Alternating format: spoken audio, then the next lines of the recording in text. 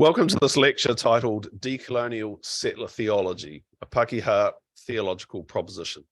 My name is Richard Davis. I'm originally from Aotearoa, New Zealand, and identify as Pakeha, a Maori word for non-Māori white New Zealanders. I'm now at Wesley House in Cambridge, England, and teach with the University of Cambridge and Cambridge Theological Federation. Being in Cambridge, I'm obviously a long way from New Zealand. But what I want to say comes from living in New Zealand, studying theology at Otago in Dunedin, New Zealand, and continuing to follow events from a critical distance. One of my roles here at Wesley House is Director of Contextual Theology. I'm currently teaching African contextual research to a cohort of potential PhD students across Africa. I have also taught contextual theology at the Pacific Theological College in Fiji. And this lecture is about contextual theology in New Zealand, observing what is happening and what could happen. It appears to me that New Zealand theological scene is having a renaissance of contextual theology, with Māori Indigenous theology and Pacifica post-colonial theology both gaining strength. And this can be seen in the recent innovative courses in Māori theology and Pacifica theology being offered by the University of Otago's Department of Theology. And these courses are clearly meeting a demand for contextualized theology from the Māori and Pacifica Christian communities. And there are also healthy numbers of PhD students in Māori and Pacifica theologies. When I was studying theology at Otago 22 years ago, I did a course in Pakeha theology taught by the late Mike Riddell. And it would be interesting to critically examine that course content against current thinking, but that is not my task today. In this lecture, I wish to propose that Pakeha or Pālangi contextual theology still has a place in our theological schools, but in a renewed form, which I call Decolonial Settler Theology.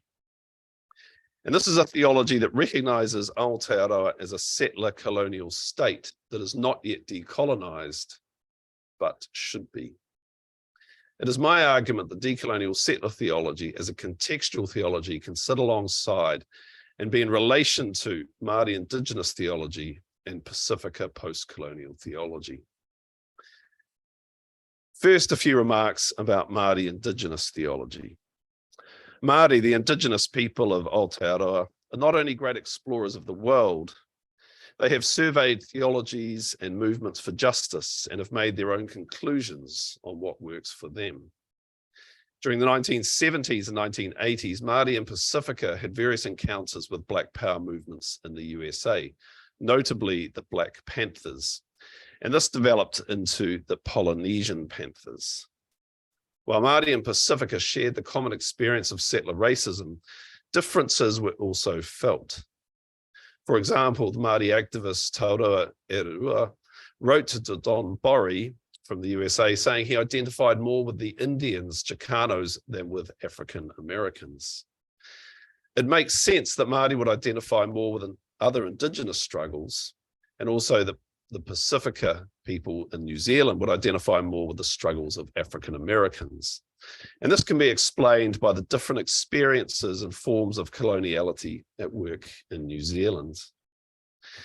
In the 1970s, as Māori flirted with notions of American Black Power as a response to the ongoing racism and oppression by white settler New Zealand, they resisted the notion that they were merely copying African Americans and showed that their resistance was indigenous and drew on the tradition of Māori prophets who resisted colonization, such as Te Kuti, Ruakanana, Te Whiti, and Ratana. These examples highlight an indigenous Māori liberation theology that serves the Māori quest for mana motahaki, or Māori self-determination, free of dependence on the categories or theories of foreigners. The impetus for this early Māori liberation theology was seeing how settler colonialism was working against their very survival. Into the 20th century, Māori find that they were still dominated by settler theology.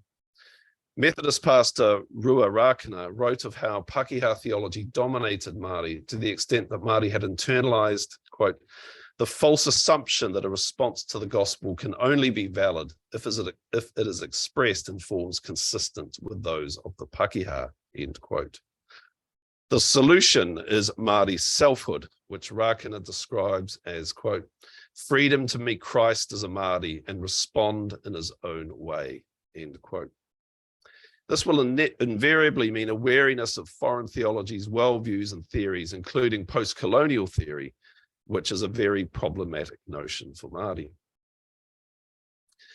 One Māori theologian who has directly considered the case for post-colonial theology is Catholic priest Henare Tate. A footnote in his doctoral thesis appraises the work of post-colonial feminist theologian Pulan Kwok, concluding that Indigenous theology is rather what is needed. Quote, from our viewpoint, the very presence of the word colonial in the term post-colonial is an indication that these parts of the world are still colonial, and thus in their people's conceptual understanding still colonized. We note that the category of Indigenous theology is not to be found in her index, although listening to Indigenous theologians is certainly part of her program. For the purpose of this thesis, we consider that the better way to go is to try to construct a contextual Māori theology, which, while taking note of the colonial past and its influences upon Māori, treats theology in Māori terms according to Māori categories, end quote. And this was also the path taken by a more recent doctorate in theology done by the Māori Presbyterian minister and theologian Wayne Takawa, whose 2020 thesis was Revisioning Christology Through a Māori Lens. A reading of his thesis and his useful survey of recent and forthcoming Māori theological research reveals that there is not a great deal of interest in post-colonial theology among Māori theologians. Overall, there is little evidence that Māori theologians are seeking to understand their experience or identity through post-colonial theory. They prefer, in the words of Te Aroha Roundtree, a distinctive Indigenous Māori theology or tangata whenua theology, as distinct from liberation post-colonial theology and contextual theologies. From my knowledge of Māori aspirations, they wish to do theology in Aotearoa in their own Indigenous way, aligned with their own world view, as they have always done so since the time the first Māori missionaries interpreted the gospel for their own people and sought God's liberation from the effects of colonization. Theology done by New Zealand-based Pacific peoples for their communities is a much more recent phenomenon than either Māori or Pakeha theology. In his survey of New Zealand theology at the turn of the millennium, Peter Matheson detected the nascent presence in New Zealand of Pacific theologians. In 2007, Neil Darragh observed the beginnings of Pacific theologies, mostly focused on ecclesiology. That Pacific Island theology is still developing in New Zealand is not surprising, given that the first Pacific Island church was only established in 1947, more than a century after the Treaty of Waitangi in 1840. Whereas there is little engagement of Māori theologians with post-colonial ideas, among more recent Pacific theologians, this engagement is commonplace. And this can be seen in the theses of postgraduate students and publications of Pacifica biblical scholars and theologians, including Nasili Vakauta and Sione Havia. In the New Zealand churches, there are many Pacific Islanders, primarily Samoans, Tongans, and Fijians, who are leading the church and doing their own theology. Given their origins in former British colonies, Fiji and Samoa, or protectorates in the case of Tonga, post-colonial status more correctly applies to them in ways that it doesn't to Māori and Pakeha. Their home islands are constitutionally independent and they have their own sovereignty, albeit mixed with neo-colonialism. Within New Zealand, they experience racism and generally poorer social outcomes. In my assessment, one reason for the popularity of post-colonial thought among Pacifica is to help answer questions related to identity. How does one describe this Pacifica population? Pacifica are not indigenous to New Zealand. Are they therefore diaspora? Are they settlers? Are they migrants? A common concern among New Zealand Pacifica theologians is the question of identity, especially the problem of maintaining both an island identity and a New Zealand one. As diaspora with hybrid identities, it is no surprise that post-colonial thought is attractive. Pacifica post-colonial theology is an understandable theological response to the status of Pacifica in Aotearoa New Zealand, as they navigate the connections and disconnections to both home and the Māori and Pakeha. They could be described as having a hybrid identity to navigate, sometimes being too Pacifica for New Zealand and too foreign to be truly at home in the islands. Despite their differences, both Māori and Pacifica theologies can be seen as theologies of resistance against assimilationist settler Christianity and culture. Both are responses to colonization of Aotearoa and the Pacific Islands. So far, I hope I've been merely describing what Māori and Pacifica theologians are doing. I now wish to turn in a different direction. Where does constructive Pakeha or Pālangi theology fit in relationship to these theologies? Here I want to suggest that a Pakeha theology based on an understanding of settler colonialism can most helpfully dialogue with Māori and Pacifica theologies and therefore make its contribution to a decolonized Aotearoa New Zealand. Pakeha theology is not simply the white universalistic Eurocentric theology that we may find in the North Atlantic. Pakeha theology is a deliberate attempt at contextual theology by Pakeha New Zealanders. An important proponent of Pakeha theology is Catholic theologian Neil Darragh. In 2007, he catalogued 3 types of non-local New Zealand theologies: orthodox, global evolutionary, and evangelical, that adopt theology developed overseas and presents it in relevant language to New Zealanders, but without critical engagement with New Zealand experience. Elsewhere, he writes that, quote, most of the theology done by Pakeha theologians in New Zealand enters only obliquely into an internal critique of the culture because it tends to be concerned more with what is named Western culture, an imaginary culture that Pakeha New Zealanders are thought to share with international writers. In this way, theologians are continually diverted from participation in the church for social consensus within their own nations. For academic theologians, this means being continually estranged from their own culture for the sake of participating in international forums, end quote. Now, I have no agenda to disparage this form of theology, but something more is needed for the church in contemporary New Zealand. Pakeha theology appears to have stalled in recent years. In my view, one possibility for revitalizing Pakeha theology is the application of settler colonial studies, which has developed in Australia and Canada with Patrick Wolfe and Lorenzo Veracini as the main theorists. As a critical theory, it has not gained much prominence in Anglophone theology, although I do acknowledge the works of Australian Chris Budden and American Ched Myers as aligned theologians in the field as working in critical settler theology. And of special interest to New Zealand readers is the very fine book by Susan Healy, Listening to the People of the Land, available from Pax Christi Aotearoa. While settler colonial studies is a relatively new field, often dated to Patrick Wolfe's seminal work from 1999 onward, he was not alone in recognizing the identities of settlers as requiring specific critical attention. In 1991, Neil Darragh called for a theology which responds to people that fit these 3 criteria. 1, descendants of recent migrants.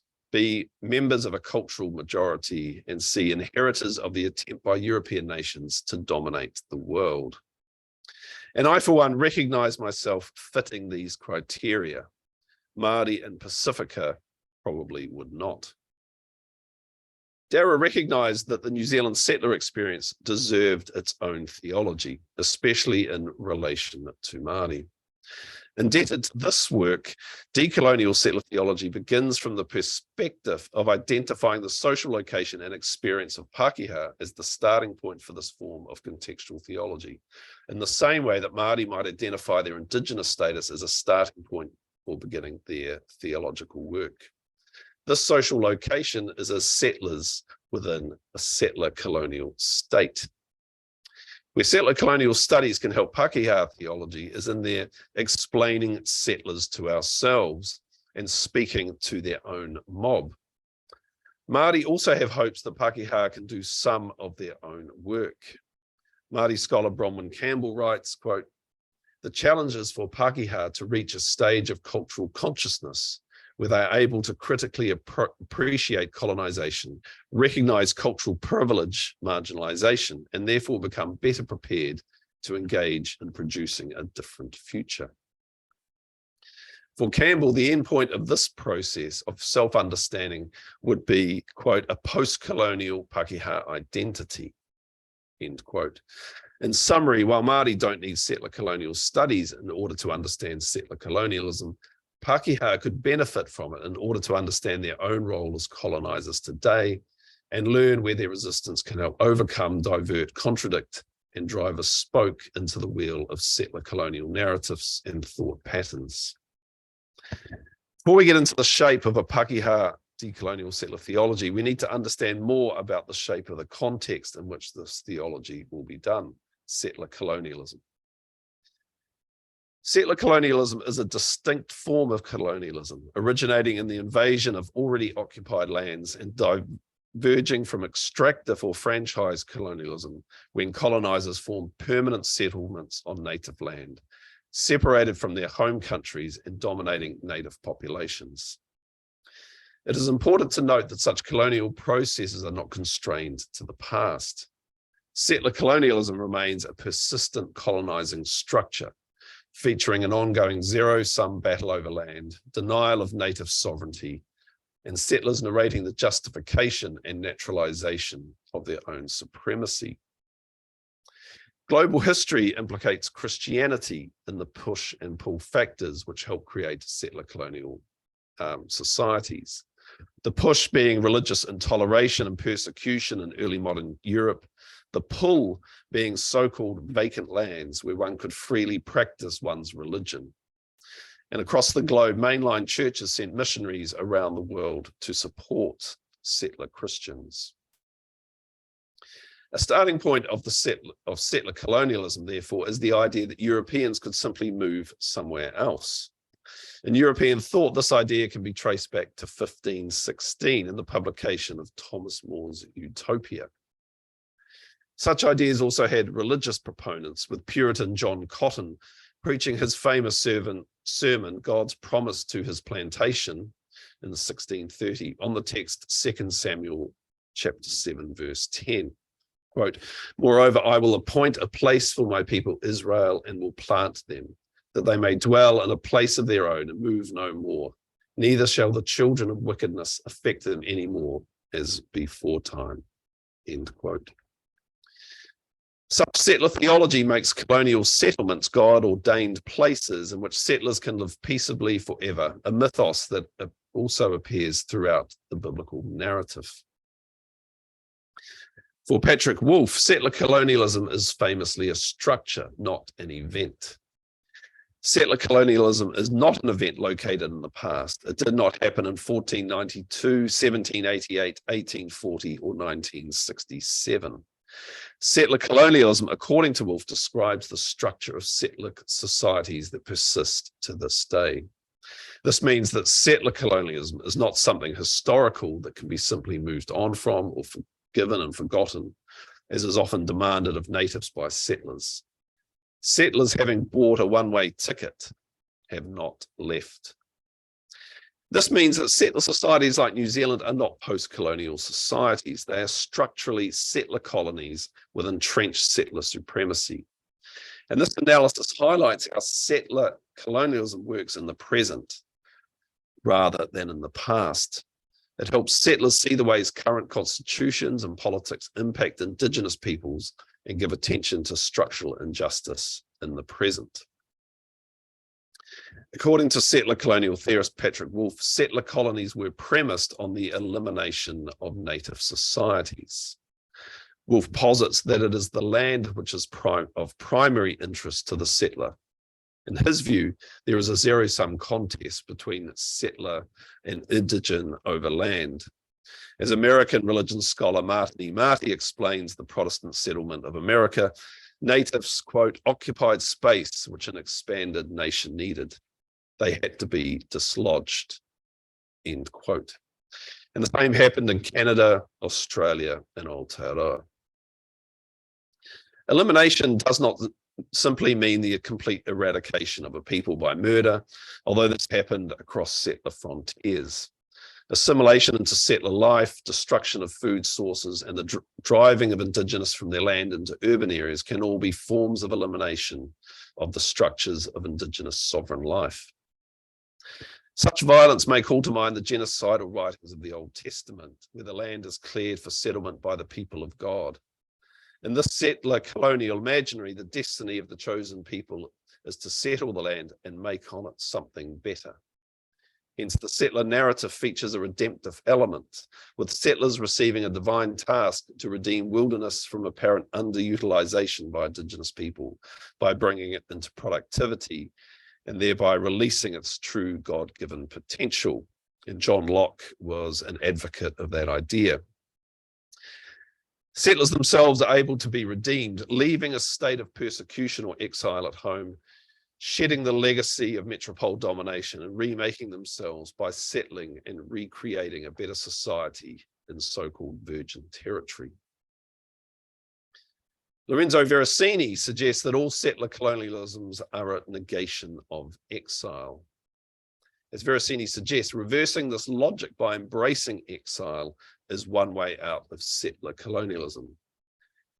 Exile, being a central biblical theme, alerts us to how exilic status was either overcome or embraced by the peoples of the Bible. Embracing exile was seen in the journeys of Abraham and Moses, who did not settle in the promised land, and in the making the best of the Babylonian exile, Jeremiah 29, verse 7. In the New Testament, exile is adopted by Jesus, who had nowhere to lay his head, and Christians calling themselves pilgrims, sojourners, or exiles, as in 1 Peter 1.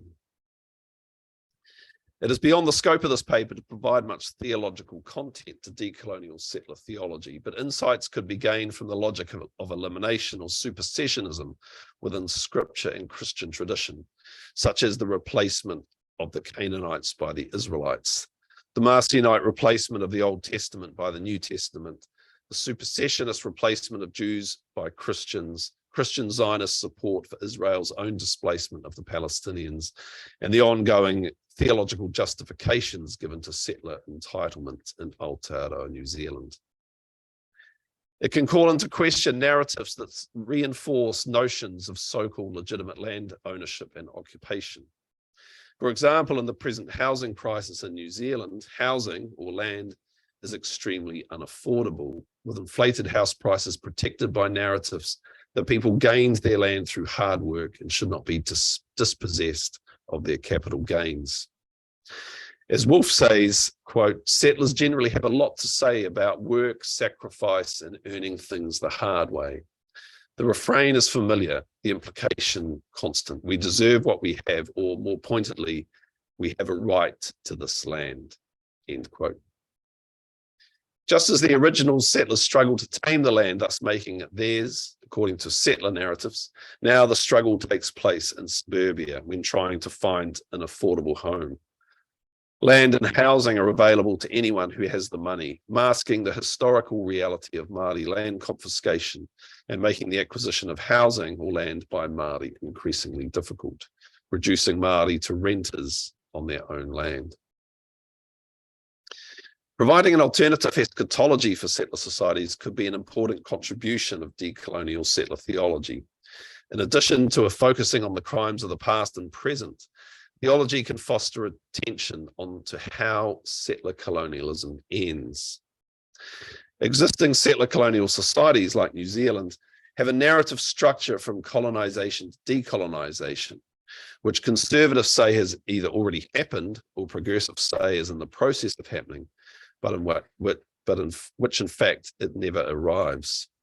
Settler colonies such as the USA, Canada, Australia, and New Zealand are notably resistant to regime change and decolonization. The settler agenda is the progressive realization of a society that is no longer colonial nor settler, but in overcoming its origins, the settler attains to indigenous status. This requires a historical narrative in which settlers are able to transcend themselves and their history. While settlers and their governments act as though they have a realizable eschatology through the completion of the settler project, which will end history, many know in their heart of hearts that this cannot happen. The cost to the indigenous population, which has to disappear in order for the settler to eventually transcend their settler status and become an indigenous themselves, are unacceptable. This is an unrealizable goal given the resilience of indigenous people and their ongoing resistance to elimination. Settler colonialism therefore has an unrealizable eschatology, but acts like it is realizable. Yet ongoing indigenous resistance by itself has not overcome the persistence of settler colonial societies. Decolonization of settler society is almost unimaginable to structuralists like Veracini, while other scholars resist the notion of a structurally inevitable settler society. Without an alternative narrative, both settler colonial and decolonial projects are stuck. The challenge for indigenous and decolonial settler theologies is to narrate an alternative, realizable decolonial eschatology. If I, as a settler theologian, were to offer a different story from beginning to end, I would merely be imposing another story on Māori. But I think the approach needs to take several other steps. The first is for Pakeha to acknowledge one's identity as settlers and not as immigrants, descendants of settlers, nor some post-colonial identity. This is essential in order to be able to hear truth from indigenous people about the persisting colonization in Aotearoa, and in order to engage with other settlers about our common work of decolonization. And this identification means acknowledging our complicity in settler narratives. Secondly, we need to upset the settler narrative as morally objectionable and unworkable.